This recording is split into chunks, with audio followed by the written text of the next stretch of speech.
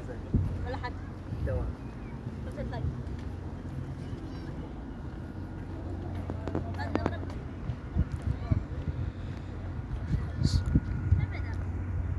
Saudi আরবের ঐতিহ্যবাহী একটি চমৎকার মসজিদ, যে মসজিদটিকে গলাকাটা মসজিদ নামে পরিচিত। কারণ একসময় বাচ্চারা এখানে যারা অপরাধ করত তাদেরকে এই মসজিদে জুমার পরে তাদেরকে তাদের এই অপরাধের শাস্তি এখানেই দেওয়া হতো। সেই মসজিদে আমরা দাঁড়িয়েছি। এই মসজিদটি অবস্থিত সৌদি আরবের একটা বিশিষ্ট এবং ঐতিহ্যবাহী একটি জায়গা জেদ্দা।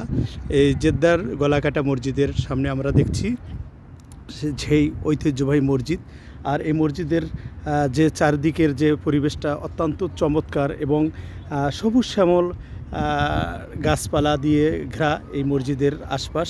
এখানে আছে পার্কের মতো, মানুষ বিকেলবেলা হলেই রাত প্রায় 12টা-1টা পর্যন্ত এখানে এই মসজিদের আশপাশে এই বসবাস করে এবং এখানে আড্ডা জমায় মুসল্লি সহ এবং এলাকার দর্শনার্থীরা। সৌদি আরবের এই জেদ্দার এই মসজিদটি দেখার জন্য মানুষ দূর দূরান্ত থেকে পর্যটক আসে যারা মক্কা শরীফ অর্থাৎ কাবা শরীফ থেকে যারা হজ করে, অনেকে উমরা করতে আসে, আবার কেহ বড় হজ করতে আসে, তখন তারা এই গলাকাটা মসজিদ দেখার জন্য চলে আসে জেদ্দার এই আলবালাদ এলাকায়। এই মসজিদটি একটি আকর্ষণীয় মসজিদ, যার নামকরণ করা হয়েছে গলাকাটা মসজিদ।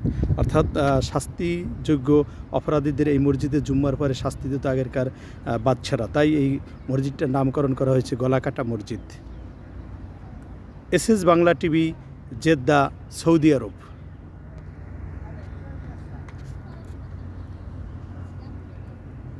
আর এই মসজিদের পাশে